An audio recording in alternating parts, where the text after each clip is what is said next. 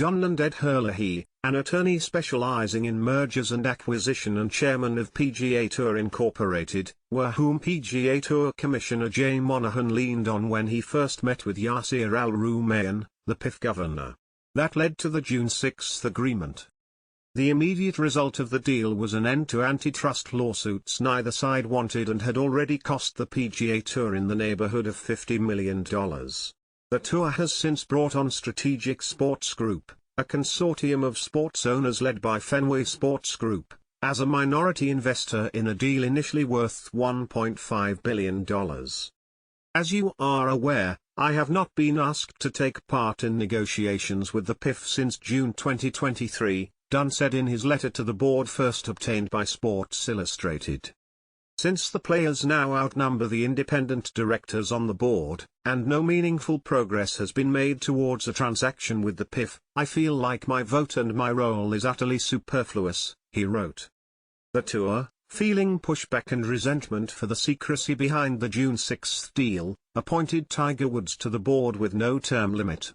The board now has 6 player directors: Woods, Patrick Cantlay, Jordan Spieth, Webb Simpson, Adam Scott, and Peter Malnati, and 5 independent directors. Dunne is the second independent director to resign following the June 6 announcement. Randall Stevenson, former AT&T chairman, resigned in July over objections to the agreement with the Saudis. McIlroy resigned from the board in November, and player directors appointed Spieth to finish his term. The move signals the tour in a state of disarray as it tries to work out a deal with PIF and start the process of unifying a sport that has been divided since LIV launched in June 2022. The June 6 agreement included a deadline to complete a deal by the end of 2023.